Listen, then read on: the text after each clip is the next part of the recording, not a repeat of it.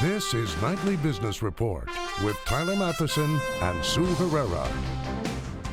Wedding season on Wall Street. From generic drugs to women's apparel, companies are walking down the aisle, ringing up billions of dollars in deals. Big surprise? From retail to housing to inflation, are investors in for something unexpected on this heavy data week? High-cost funds, a Supreme Court decision just gave you a new reason to take a closer look at your 401k. All that and more tonight on Nightly Business Report for this Monday, May the 18th. Good evening, everybody. I'm Bill Griffith, in tonight for Tyler Matheson. Nice to have you here. Thank you. I'm Sue Herrera. $10 billion worth of deals. That's what was rung up on Wall Street today. Two major retail names are getting together. But it was drug maker Endo that ended up being the biggest acquirer, with an agreement to buy Par Pharmaceuticals for $8 billion from buyout firm TPG. The deal will make Endo International an even bigger player in the fast-changing and fast-consolidating generic drug sector. By the close, shares of Endo fell more than 5%. Bertha Coombs has more on the deal and what it could mean for the price of generic drugs. Generic drugs save patients money, but drug makers that produce them are attracting big bucks. Endo International paying $8 billion for Par Pharmaceuticals. This is a transaction that's transformative for Endo in general, but specifically in generics, this will position us as a top 5 generics play in the U.S. Endo's shares fell, some analysts citing the cost. Par Pharma was taken private for just $2 billion in 2012. But there's big competition for generic pharma deals. Pfizer recently bought generic maker Hospira for $16 billion, while generic giant Teva has bid $40 billion for Mylan, which in turn is bidding more than $30 billion for Perrigo. Interest rates are low, so that's encouraging companies to reach out and do M&A. It's a nice environment to do M&A in when it's that cheap to do so. So companies are looking around, looking to fill their pipelines of products. While new specialty drugs can command high prices, some generic drug prices have skyrocketed. Government data show prices for generic cholesterol drug Prevestatin and generic antibiotic doxycycline more than doubled last year. Part of it is consolidation. Part of it is also the supply chain. You've probably read that there are a number of plants down because of irregularities in manufacturing.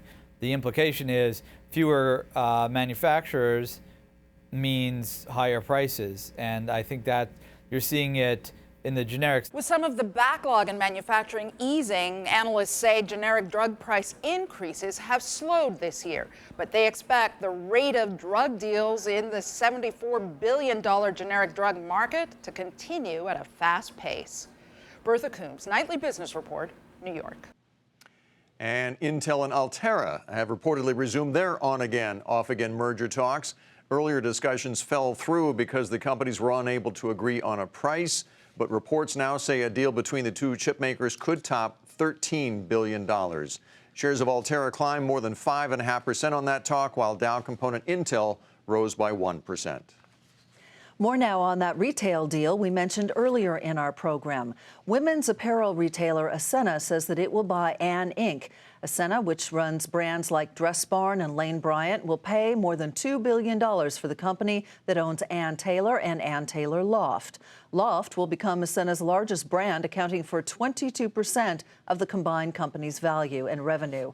The deal is expected to close in the second half of this year. Shares of Ann Inc. soared nearly 20%, while Ascena fell about 1%. And that retail deal kicks off a big week of earnings in that sector. Tomorrow we'll reportedly get results, quarterly results from both Home Depot and Walmart. And some of the world's most recognizable stores are facing some very big obstacles right now. Courtney Reagan has more.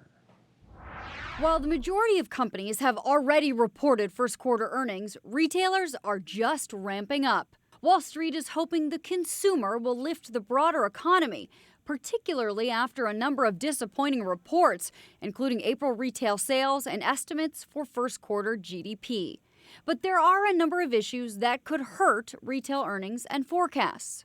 Retail's first quarter is typically February through April, which means harsher than normal weather likely played a part, as well as the West Coast port congestion that's still proving an overhang for a number of companies. While the impact of a strong dollar will likely be most evident in retailers selling goods internationally, it could also impact retailers with mostly domestic operations in a number of ways. Macy's, one of the first to report and largely considered best in class, said sales in large U.S. cities took a hit from lower tourist spending.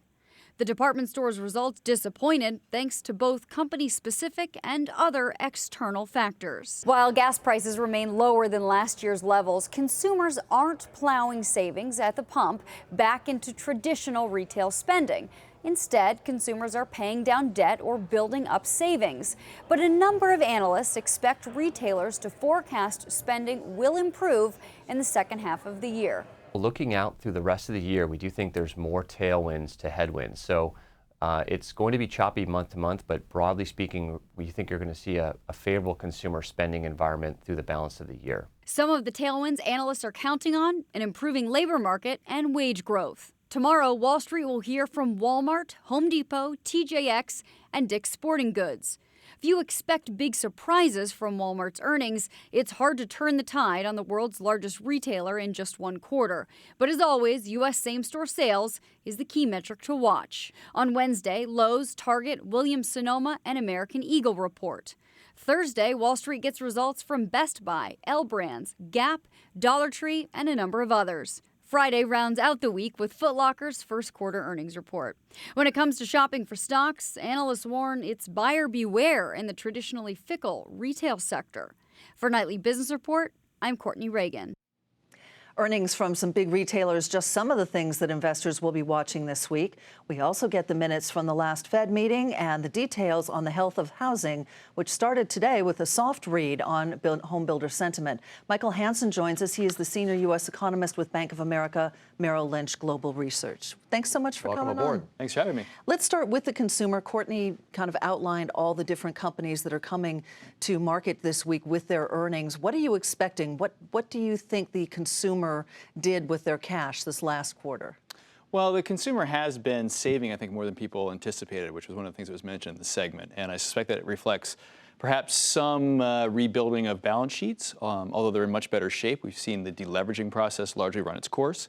As was mentioned, the labor market, wages certainly are looking a bit better, some early signs of pickup in wages. But I think that one of the big questions is whether consumers will spend the boom to purchasing power from the drop in oil prices. So far, they really haven't. That may be because they're waiting to see if that's more persistent or if it may be just a temporary drop in oil prices. So if it lasts longer and their purchasing power shows signs of persisting, you'll probably see that pick up maybe later this year. Wednesday, we get the minutes from the Fed's April meeting. We already have a sense of what they were talking about at that time because we heard from Fed Chair Janet Yellen, but we always pour over those anyway. Do you think we'll get any sign, any expectations for when the Fed's going to start raising rates? I don't think they're going to be so explicit, although it's quite likely that there'll be some discussion in the minutes. I suspect that they won't rule out June categorically. They won't rule out June until June probably. But there may be some indications of what they're looking at and what factors may potentially lead them to hike later than some people are currently anticipating. So that's the thing we want to pay attention to. When do you think that they will start to raise rates? Well, we think September would be the earliest we'd likely see the Fed go. But that's really a function of the fact that the rhetoric seems to suggest that they have a relatively low threshold to getting started because they see this as the beginning of a very long process. But if it was purely on the data, you could make an argument that it would be even later, perhaps December, because it has disappointed. One of the soft spots elsewhere, housing. We're just not seeing the rebound that you would imagine you'd get at this time in the cycle. Home builder sentiment today, not very strong. What's wrong with housing right now? Well, I think there's a couple of things. Housing kind of hit an air pocket last year and moved sideways. And we are seeing some signs of it picking up. We're looking for 1 million starts when the April number comes out this week. But you're right. I think people were anticipating it would be more. I think it's a combination of some tight credit conditions still, particularly for first-time home buyers. Household formation rates have still been soft. So I think there's several factors that are kind of still putting a bit of a drag on the housing market. Do you see improvement in credit conditions? Because it's been tight for an awfully long time. Yeah, if you think about it, the mortgage market was kind of the epicenter of the crisis. So in some Right. sense, it's the last place that the healing will finally show up. But we do think that the housing market over a next couple of years will continue to see some signs of recovery. Michael, thank you so much. Good to see Thanks, you Michael. again. Thank you. Michael Hansen with Bank of America Merrill Lynch Global Research. Gains on Wall Street were modest, but it was enough to put both the S&P 500 and the Dow at new records. By the finish, the industrial average rose by 26 points, closed at 18,298. Its fifth record close of this year. The Nasdaq was up by 30 points, and the S&P notched a 6-point gain to close at 2129. That's its third consecutive record close. And now to Greece, where one European central bank official has reportedly warned that the, quote, end game, end quote, is near. Greece says it needs to reach an agreement with its creditors by the end of the month to stay afloat financially. That country's prime minister also said a deal must not impose further pension cuts. Greece's next big debt payment is due in early June. Meantime, China retakes the top spot as the biggest holder of U.S. debt. This as overall foreign central bank holdings of U.S. treasuries fell in March. That according to the Treasury Department. Japan slipped back to number 2. Still ahead, the key questions you need to be asking about the funds in your 401k following today's decision by the Supreme Court.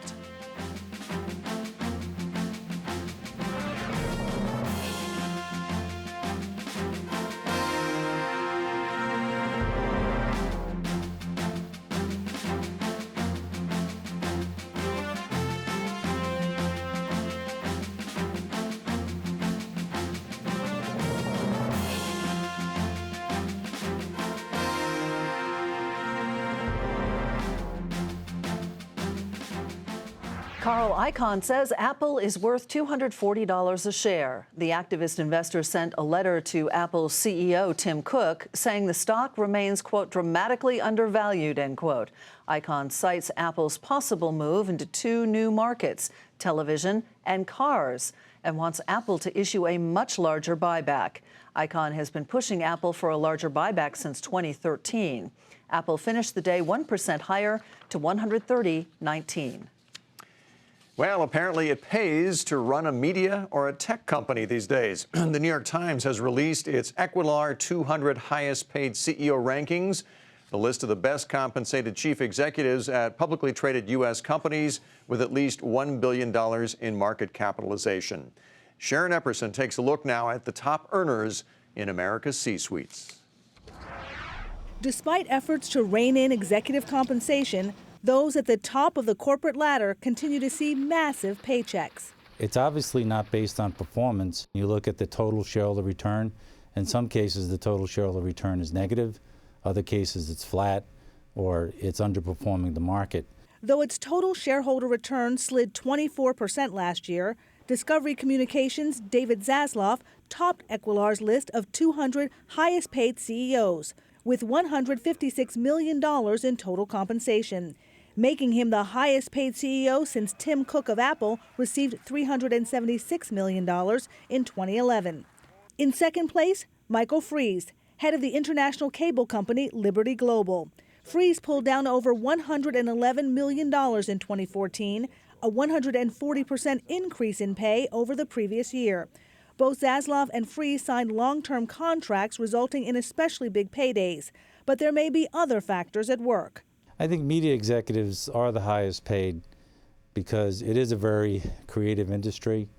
It's a very personality-based industry. The top people of these companies have a lot of relationships, a lot of loyalty internally and externally. Number 3 on the list, Mario Gabelli of Gamco Investors, the best paid man on Wall Street, with total compensation of more than $88 million. Remarkably, Gabelli doesn't have an actual salary. His pay is based on incentives related to his company's growth. For comparison, Jamie Dimon, head of one of the largest U.S. banks, J.P. Morgan, earned nearly $28 million, coming in 32nd on the list. And tech continues to pay very well. Out of the top 10 CEOs, 4 of the executives are at technology companies. Microsoft's Satya Nadella took the 4th spot, earning a cool $84 million in salary, cash, and stock bonuses. And GoPro's Nicholas Woodman earned more than $77 million. The survey shows that there's no wage stagnation in the C-suites. Median pay for the 200 CEOs was about $17.5 million, a growth of 21% over last year's study. The average was more than $22 million.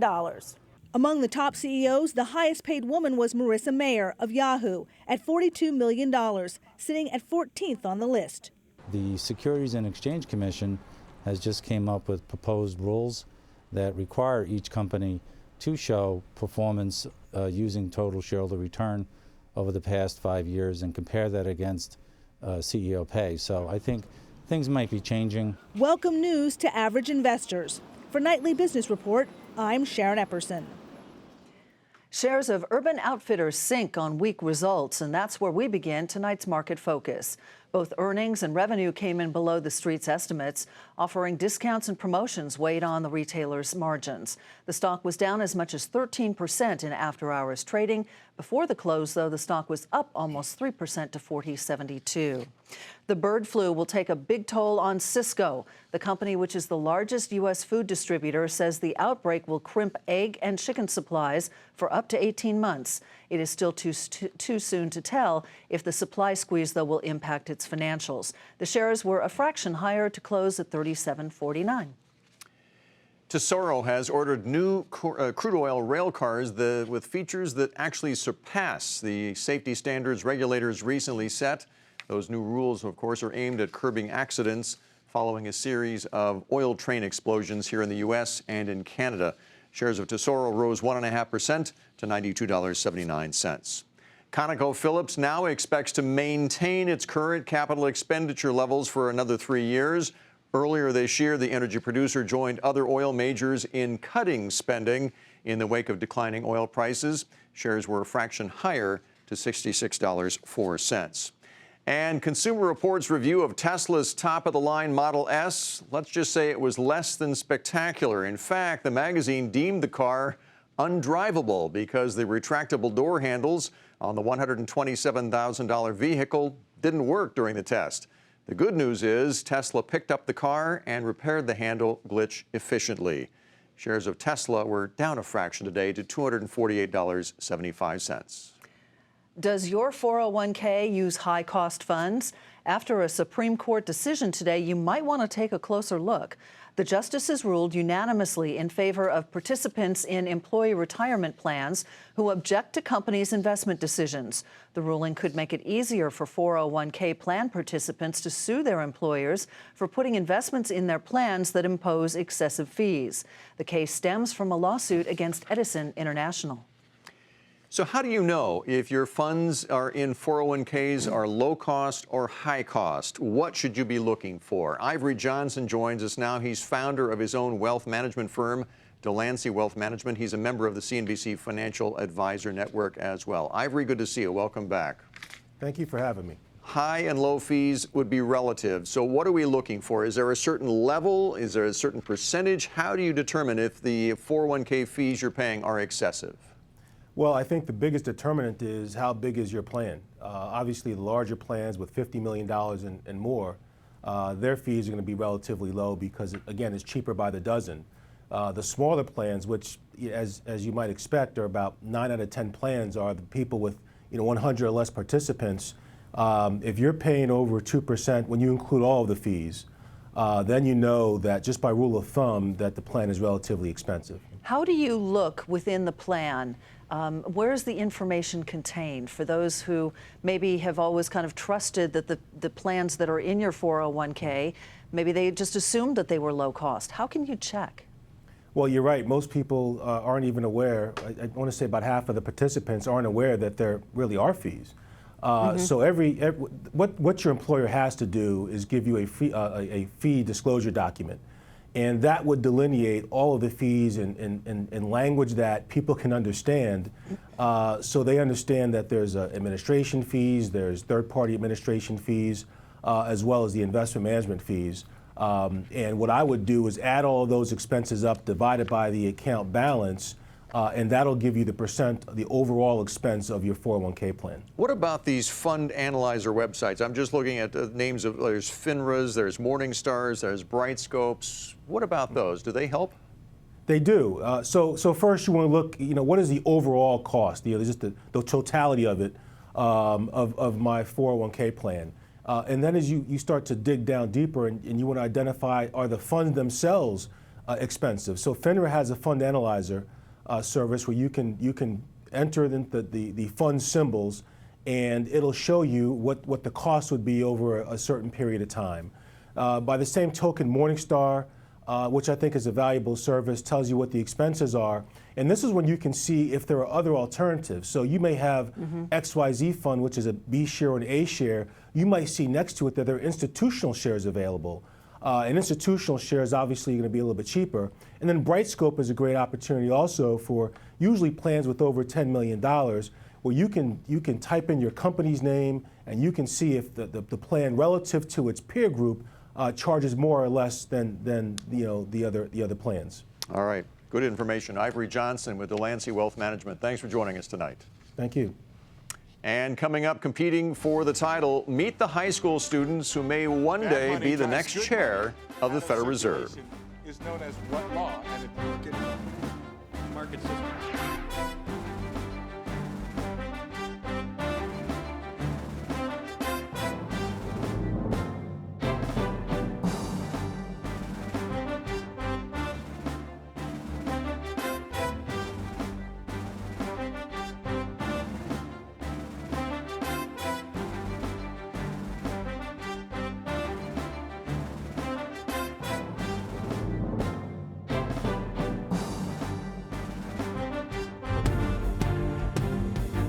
Here's what to watch tomorrow. As Courtney Reagan mentioned earlier in our program, earnings from Dow Components, Home Depot, and Walmart, which could determine how the market fares. On the data front, housing starts are out, and J.P. Morgan Chase and Morgan Stanley will hold their annual shareholder meetings. And that's what's on the agenda for Tuesday.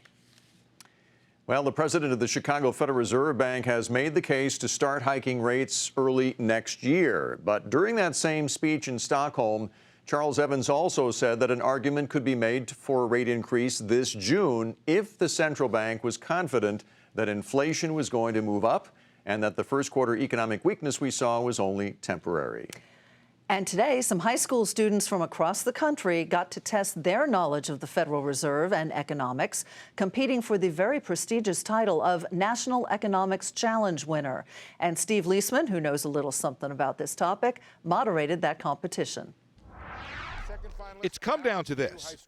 10,500 students competing across the country in the National Economics Challenge. Call it the spelling bee of economics.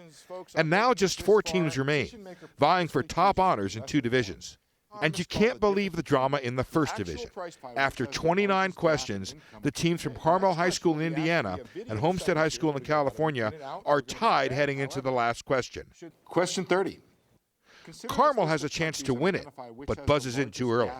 Japan, the United States? The United States. That is incorrect, Steve. You may reread the question. Didn't want it to come to this. Okay. Consider this list of countries and identify which has the largest gap in income between rich and poor. Japan, United States, or Brazil? Brazil. Brazil is correct. Homestead wins the first round of the competition, which is put on by the Council for Economic Education, a group that teaches teachers how to teach economics to kids. We've been very successful, as you can see here today. We reach 55,000 teachers across the country and millions of kids. Kids like Emily Ruin from Mountain View High School in Minnesota could do the teaching themselves. What is the shape of the marginal revenue curve faced? Horizontal line.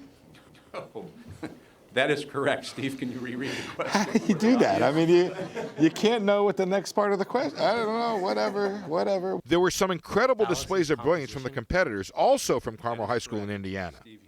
But in the end, Mounds View won. If you're looking for hope in American education, look no further than these kids.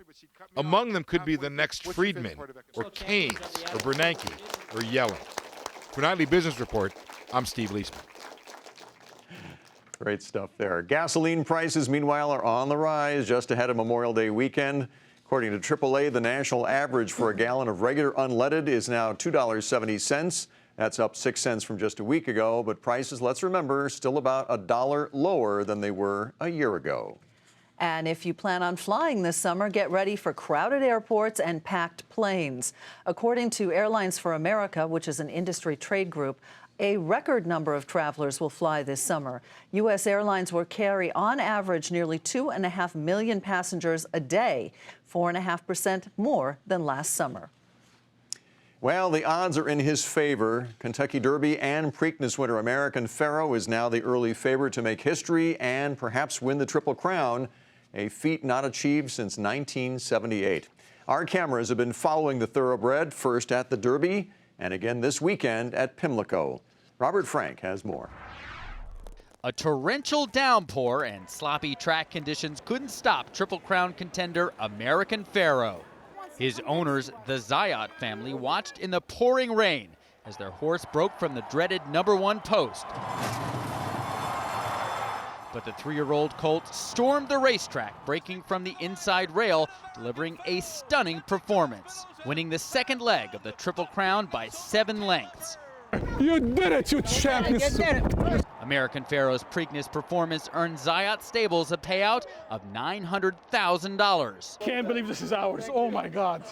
And according to experts, boosted the champ's value north of $20 million. Next stop, Belmont for a chance at the coveted Triple Crown title. Come here, big boy. An elusive victory that hasn't been seen since 1978. For Nightly Business Report, I'm Robert Frank. Good luck to him. Yep. That does it for Nightly Business Report for tonight. I'm Sue Herrera. Thanks for joining us. I'm Bill Griffith. Have a great evening, everybody. We'll see you tomorrow.